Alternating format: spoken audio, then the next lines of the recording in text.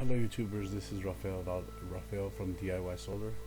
Thanks for tuning in. This is a production that is brought to you by DIY Solar, a new company that's currently for a limited time offering California residents the opportunity to install solar themselves as owner builders and save a ton of money on solar. It's true that you are able to do owner builder installs on solar. There are five important things that are important to consider when doing DIY solar or do-it-yourself solar. Um, and they are: one, do I own my own home? If not, then can I get permission from the owner to install solar on the home? If yes, proceed. Number two, how much solar do I need? In this video, we are going to present a very useful tool that can help you calculate how many solar panels you will need to meet your electricity use. At the end of the video, you will be given instructions on how you can receive this useful tool. Number three, how much can I afford? Depending on the type of system, DIY solar will cost on average $2 per watt. This is about half of what solar companies will charge you. Number four, how much solar can my roof accommodate? If you have the funds to purchase enough solar to meet your electricity use and you have a large property, you can opt for a large ground mount or for a solar ground mount.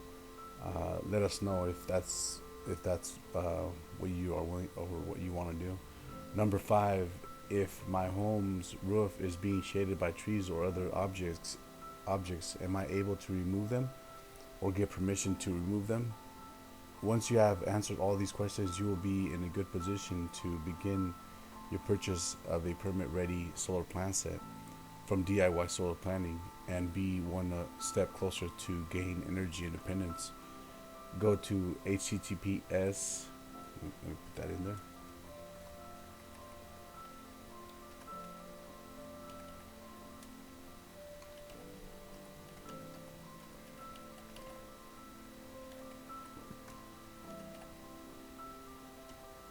So the forward slash at the end is important because, or else you won't be able to find it. But yeah, go to this website, and then you will be able to take the next steps after you've answered these questions. So let's go ahead and jump on number two. How much solar do I need? We're gonna figure out what the usage is for the entire year. So let's go ahead and move forward. So you're gonna go to pgne.com, and then you're gonna go to sign in, and then you're gonna either open up a new account, or if you already have an account, then you can go here and sign the username and password. So yeah, you're gonna need your account number and your name and your social security when you open up a new PG&E account. But once you do that, you're able to log in here with your username and password. Once you put that in there, it'll take you to the next page, which is, it will look like this.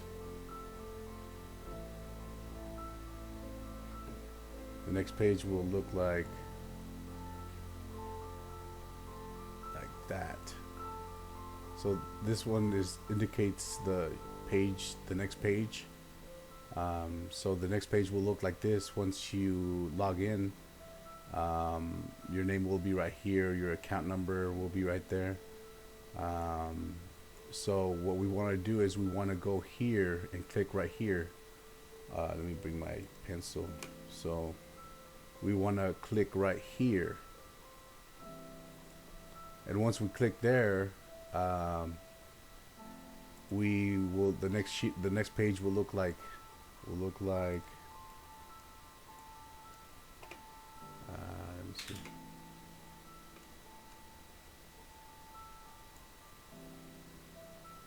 The next page will look like that. So your email will be right here.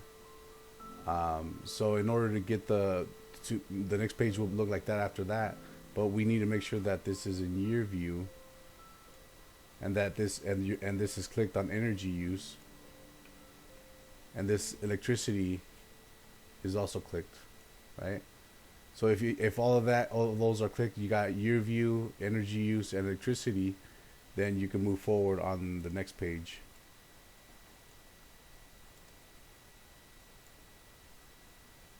which will look like that, like this. So you scroll down and you will have these bars here. There's two ways of getting the overall usage for the entire year. You can either count these bars by scrolling to them. Once you scroll to them, this table should appear once you scroll on each bar. So you'll get this number right here. You'll get this number right here. This is the only number we care about. And you'll add from February all the way to January. Not February over here, but just January, because you want 1, 2, 3, 4, 5, 6, 7, 8, 9, 10, 11, 12. 12 months only. So that's for the year only. So, but if you want to, that's the easy way of doing. Well, that's actually the kind of the harder way of doing it. But if you're a little tech savvy, you can do the calculations using Google. Let's see.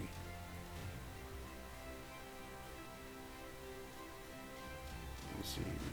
You scroll down. If you scroll down, you'll get to this page, and as you can see from this is the one button that we care about. You'll click on that. And once you do, you'll be taken to this page. If you scroll down, this will pop up on the same page, right? And you scroll down, and this one will already be checked. Make sure that this is checked and this one's checked. If those two are checked, then hit this button. You will hit export, and once you hit export, you'll be taken to this page right here.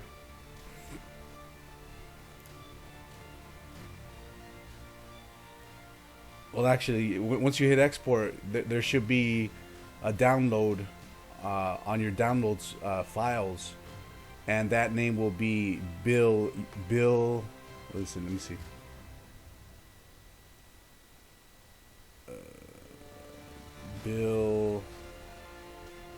Billing data. So that file that will be downloaded will be billing data, right? And the only one we're going to care about is going to be the electric billing data. That's all we care about, those two, right? So billing data.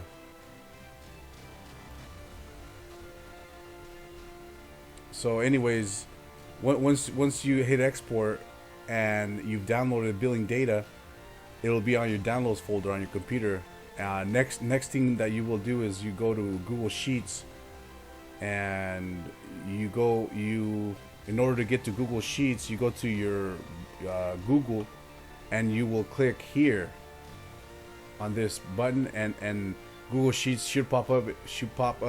But you scroll down until you get to Google Sheets, and then you click on it, and then this page will pop up. So you'll click this button right here, and it'll take you to this page. And once you're here, you click on file, and you will import that. Let me see.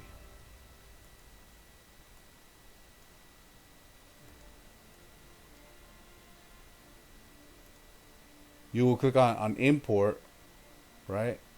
And you will import the billing data. So once you click on import, the next page will look like this,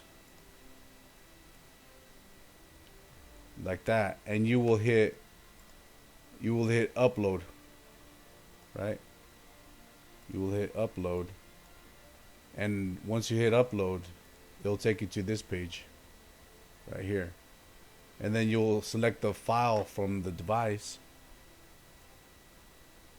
and then you'll go to downloads folder, and the billing data, you'll click on billing data, and then this one you'll click on the electric billing data, not the gas. We don't care about the gas, we only care about electric. So once and this will populate once you click on it. and then you'll hit open. Once you hit open, it'll upload that file, and this page should pop up right here. So make sure that these are checked. Replace spreadsheet, comma, and yes. So then you'll hit import data after you click those, and then you will have this sheet coming up. This will pop up.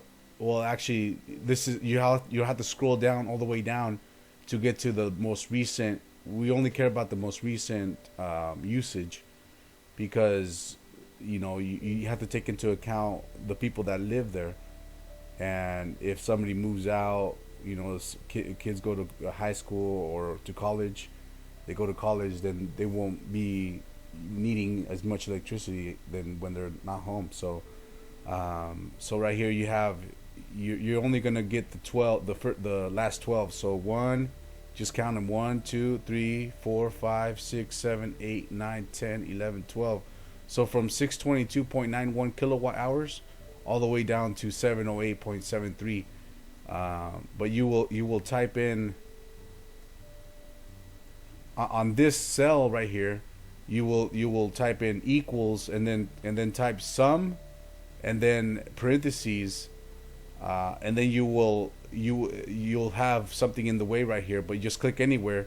Once you click anywhere, that page right here that's in the way, that instructions bar will go away. And once it goes away, just click from 708.73, and then hold, and then bring it up, and it'll select all these, all the way up to 1, 2, 3, 4, 5, 6, 7, 8, 9, 10, 11, 12. So from 708.73 to 822.91, and then you don't have to put in close parentheses. You can just press enter. You just click enter, or press enter on your keyboard, and it will give you the overall usage for the whole year. So that's the number that you want, and that's the number that you'll input on this tool right here. This is a DIY solar system size calculation form. All of these are adjustable, and you'll transfer this number here, right? And your hours of sun depends on where in California you live. So let's look at this map right here. So this map right here tells you what the solar hours per day is approximately.